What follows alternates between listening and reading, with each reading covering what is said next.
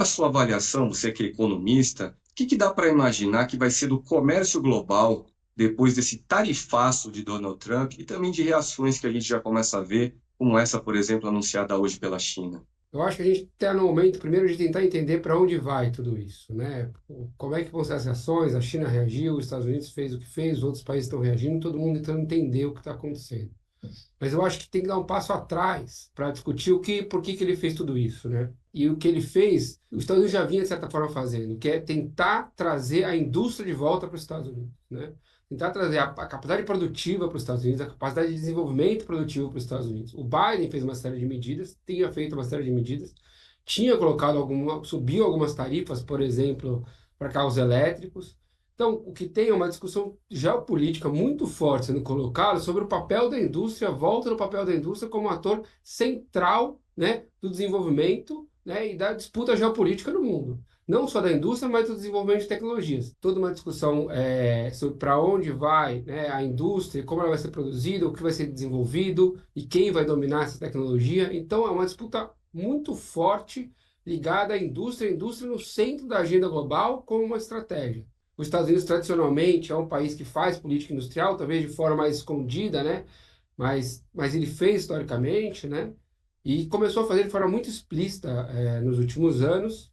A Europa também tem entrado nessa disputa, e tudo isso está ligado a um novo ator geopolítico fundamental, que é a China, que entrou muito forte, né? Que vem aí há muitos anos mudando, deixando de fazer os produtos de baixa capacidade, né? Simples, para se tornar a potência que é hoje, né? E disputando todos os mercados, desde o mercado, por exemplo, automobilístico, né, que é super importante, entrando em todos os mercados com as suas empresas. Então, o que o Trump fez aí dentro do modelo dele, de uma forma muito, talvez, peculiar da gestão dele, subiu as tarifas, criou um modelo de uma guerra comercial, né, com a China voltando, retaliando eles. Então, nós estamos num momento que nós estamos vendo ali, de certa forma, como é que tudo isso vai se direcionar. Em outros momentos, o Trump já fez as medidas, recuou, né? Ele tem essa postura de ser agressivo, começa muito forte, depois recua. Então a gente precisa entender o que vai acontecer. Por causa do Brasil, tem setores que podem se beneficiar, tem setores que podem se prejudicar.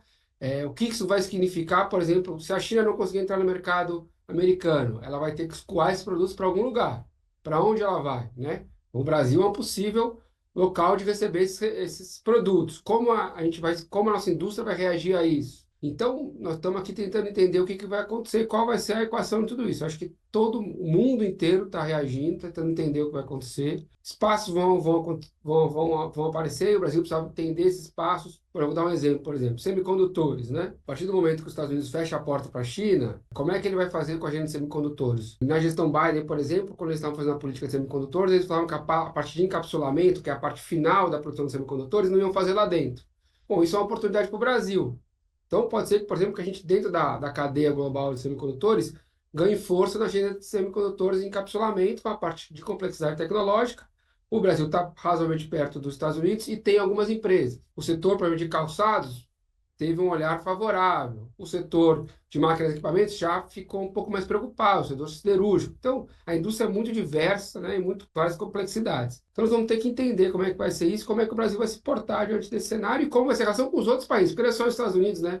Onde a China vai desovar, vai desovar, onde a Europa vai desovar os produtos dele, como vai ficar isso com o Brasil. Então, tem uma equação ou, né, aquele caminhão de melancias, né, se ajeitando e ver o que vai acontecer. Então, esse é o cenário atual que a gente está vendo. Vamos tentar entender. Agora, o Brasil tem uma política industrial, claro, o governo do presidente Lula tem uma política industrial que há muitos anos não se via, né, se desconstruiu ao longo dos últimos 6 anos. Pensar a política industrial, botar a indústria no centro da agenda, o governo do presidente Lula tem feito isso. E vamos ver o que a gente pode fazer à luz dessa política industrial para fortalecer a indústria brasileira à luz dessa guerra comercial que está instalada. E qual a sua avaliação sobre o fato de o Brasil ter sido incluído naquela lista dos países que terão a menor tarifa de importação dessas aplicadas recentemente aí pelo governo americano? Ficamos no grupo da tarifa linear de 10%. O que isso significa? Como interpretar isso? Eu acho que tem algumas questões, né? O Brasil, do ponto de vista histórico, né, com os Estados Unidos, é deficitário do ponto de vista de balança comercial. Então, eu acho que isso foi levado muito pelo governo brasileiro, para o governo americano, mostrando que, na verdade, não tem né, o que tradicionalmente o Trump reclama, que é os outros países que têm superávit com os Estados Unidos. O Brasil tem uma balança deficitária com os Estados Unidos, e ao mesmo tempo o Brasil leva alguns produtos estratégicos para os Estados Unidos, que ele precisa de matéria-prima e alguns bens de capital que são necessários, que os Estados Unidos não produzem. No próprio setor siderúrgico, o que o Brasil produz aqui, os Estados Unidos não produz lá, nem é permitido, em alguns casos, produzido da forma que é produzido lá, então eles precisam da cadeia brasileira. Então, acho que é um pouco essa visão de que eles perceberam que. E também o comércio, o Brasil, para eles, do ponto de vista comercial, não é algo tão grande, tão relevante, né? O Brasil não é um parceiro dos principais. Então, acho que foi essa conjuntura que se colocou, né? Eles foram mais olhando para a China e para onde a China poderia desaguar, né? Via Vietnã, Camboja, poderia desaguar os produtos dele. O Brasil é visto ali como um país que tem um déficit com os Estados Unidos e que tem alguns produtos que são de interesse deles, estratégicos para a economia americana. Então, acho que foi um pouco isso o olhar dele. E você mencionou na sua primeira resposta aí, política industrial, né? Política industrial no Brasil, nos últimos tempos, nos últimos anos, não me refiro ao atual governo, virou um palavrão, né?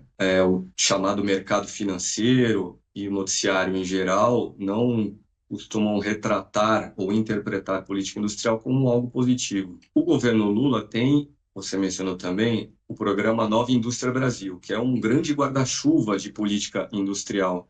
Você diria que fica reforçada a partir de agora essa visão de que é preciso apostar mais na indústria e que política industrial é algo sim necessário e valioso para desenvolver a economia brasileira? André, eu acho que é exatamente isso que agora vai ser muito difícil para os neoliberais começarem a falar que indústria não é importante, que política industrial não é necessária. Eu acho que ele já estava começando a perder esse discurso já com o Biden, ou quando você olhava a China, né? Esses caras botaram a indústria no centro, né? A China botou a indústria no centro da agenda dela de desenvolvimento, com um forte papel de Estado, induzindo, né? E os Estados Unidos, já com o Biden, já fez uma série, né? O Inflation Act e outras políticas, botando a indústria no centro, botando recursos do Estado pesadamente, explicitamente apoiando o setor industrial. A Europa acompanhou o Biden também fazendo política industrial na linha do Green New Deal, mas botando recursos públicos, né, subsídios públicos, pesadamente, colocando a indústria no centro da agenda de desenvolvimento. A indústria é quem gera empregos, empregos de qualidade, empregos mais estáveis, paga mais impostos. O agro é importante, no Brasil é super importante, tem que continuar sendo importante, mas não tem agro sem fertilizantes, sem máquinas e equipamentos, sem conectividade, tudo isso é indústria. E o setor de serviços, aquele setor de serviços de maior complexidade tecnológica, né? Ele trabalha para atender a indústria. E a briga que começou, então temos que ter a indústria no centro da agenda e com o que está acontecendo agora fica claro que não dá para não pensar em indústria, né? Eu, recentemente, antes do governo Biden, participei de um debate com esses economistas neoliberais. Eles falaram, diante do cenário atual, realmente não dá mais para falar que não pode ter política industrial, mas não pode ter conteúdo nacional. Aí eles meio que dão uma bugada, né? Eles estão vendo o que está acontecendo e falam, tem que ter política industrial, mas não pode ter conteúdo nacional.